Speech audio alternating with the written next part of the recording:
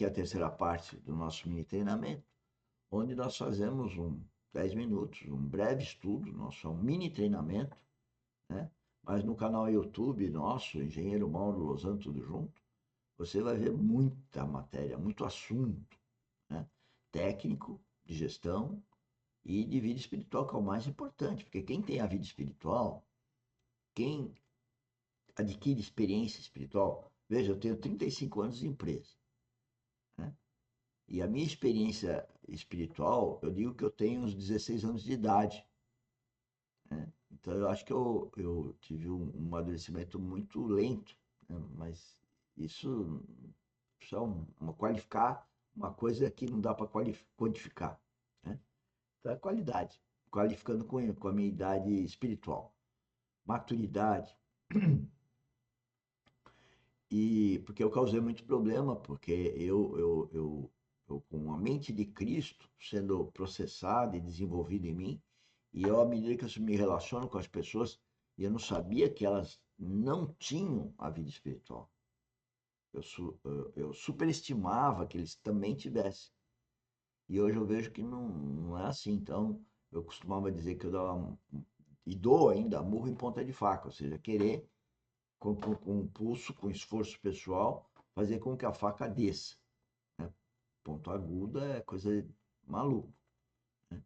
Hoje a gente está um pouco mais cauteloso, um pouco mais, porque a gente fica desesperado em ver a atitude dos próprios filhos, né?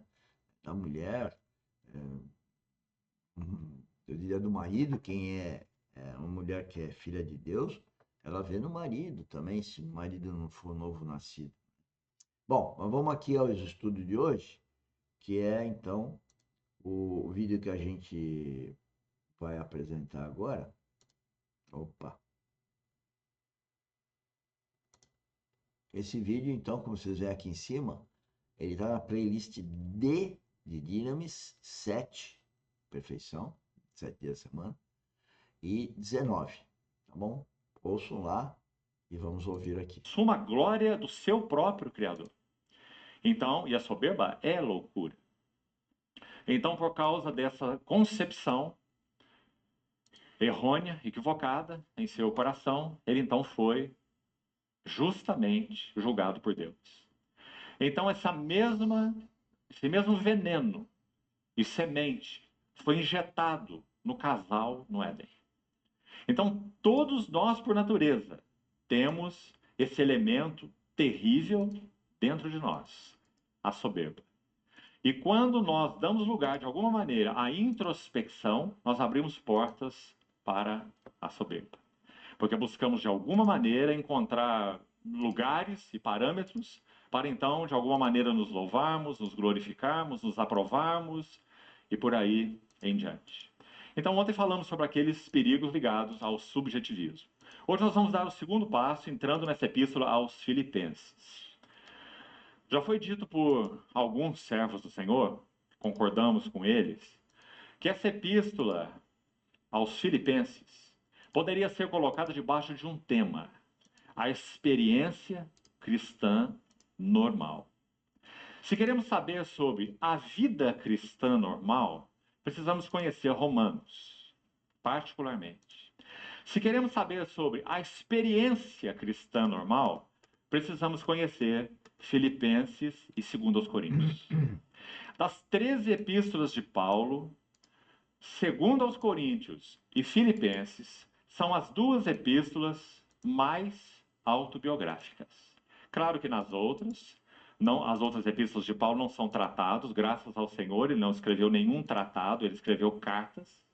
E nas cartas nós conhecemos não apenas a visão do homem, Paulo, mas o próprio homem. E o que a graça de Deus realizou naquele vaso. Por isso as epístolas são tão importantes. Então todas elas, por serem epístolas, contêm algo, digamos, da biografia de Paulo.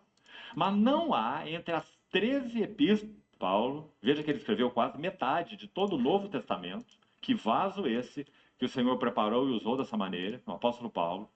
Das suas 13 epístolas, duas são intensamente autobiográficas. Então, queridos irmãos, já do início, nós não gastaremos tempo com o 2 aos Coríntios, para o encargo desses dias, mas já está aí um encorajamento para você. Não deixe de se debruçar sobre a segunda epístola de Paulo aos Coríntios. É uma carta de vida, jornada cristã e serviço cristão. Queremos compreender bem o que é ministério cristão? Não há como compreendermos sem 2 aos Coríntios. É carta de serviço, é carta de ministério, jornada, vida cristã e serviço cristão. Como ela é uma longa epístola, são 13 capítulos, cheios de notas preciosíssimas, há pelo menos 12 características naquela epístola da vida de serviço de Paulo que são brilhantes naquela epístola, extremamente importantes para a nossa vida e jornada cristã. Mas nosso encargo para essa noite é Filipenses, essa epístola de 4 capítulos, porque também é uma tremenda epístola autobiográfica, sintética, rica, profunda e que nos dá uma visão clara de como Paulo entendia esse assunto, experiência cristã, que é o nosso tema. Experiência cristã não é algo que tem base subjetiva. Experiência cristã é algo que tem base objetiva. E por causa do fato, da fé, da visão, da revelação, do que temos conhecido do Senhor pela fé e revelação do Espírito, então nós vamos entrando no que vamos chamar de experiência cristã. Então, lembre-se que ontem nós citamos aquela tríade, também de um irmão do passado, muito interessante a sua sugestão, aquela tríade que caminha sobre o muro. Nunca se esqueça daquilo. Creio que será muito útil na tua jornada de serviço ao Senhor. À frente vai o fato. Fato sempre. O fato eterno. Os fatos em Cristo. O que Deus é em Cristo. O que nós somos em Cristo. O que a igreja é em Cristo. Os eternos propósitos imutáveis de Deus. O Pai das luzes em quem não há variação e nem sombra de mudança. Aquele cujos planos não podem ser frustrados. Fatos. Ah, amados irmãos. Se nossa fé não for depositada em fato, é depositada em quê? Não é? Subjetivo, subjetivismos. Então, fato caminha à frente. A fé deve seguir o fato. Lembra de Hebreus 11? A fé é a certeza de coisas que se esperam e a convicção de fatos que se não veem. Fato, fé e, por último da fila, experiência. Mas, pelo fato de ser o último, não é menosprezado. É desejo de Deus. Para citar um texto tão precioso sobre isso, Pedro escrevendo sua epístola, 1 Pedro 2, logo o primeiro verso, ele diz: despojando-vos de toda hipocrisia, maldade, dolo, hipocrisia, etc., desejai ardentemente, como crianças recém-nascidas, o leite espiritual genuíno, para que por lhe vos seja dado crescimento para a salvação, se é que já tendes a experiência de que o Senhor é bondoso. A palavra para experiência ali em Pedro é degustar, provar, saborear. Não é uma linda palavra? Como se Pedro perguntasse: você tem degustado e saboreado que o Senhor é bondoso?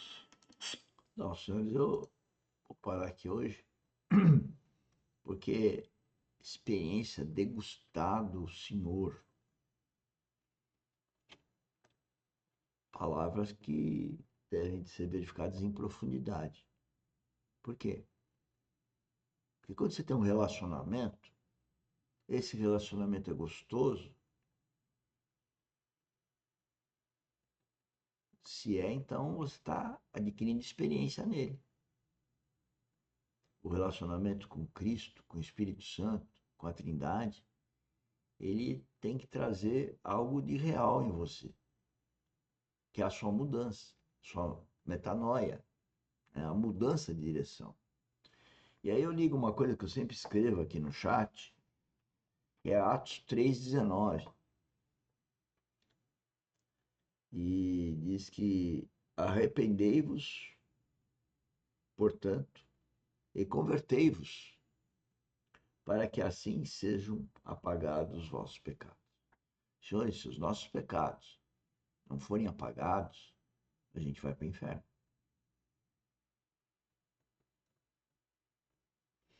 Então, se nós não nos arrepender, nós não nos convertemos. Convertemos a quê? A vida espiritual. eu vou hoje, à noite, iniciar um estudo, que não era o meu plano, mas mudou, em função de uma série de uma conferência que houve em Goiânia, que para mim está muito boa e que fala exatamente da urgência da vida espiritual, que Jesus Cristo está para voltar, né? E o grande lance da experiência espiritual é ter o melhor amor. Não pode ter melhor amor do que Cristo. Para quem é cristão, não tem melhor amor. Não é o marido, não é a mulher, não são os filhos, não é o neto, não é o trabalho, não é nada. Não é nada que possa ser ofertado no mundo, que existe disponível no plano natural, no plano do homem. É o plano espiritual. E o plano espiritual é Cristo, é a vida em Cristo, é ter Cristo como cabeça, é participar do corpo de Cristo. Bom, é isso, senhores. Na live eu falo mais. Até lá. Obrigado, bom dia.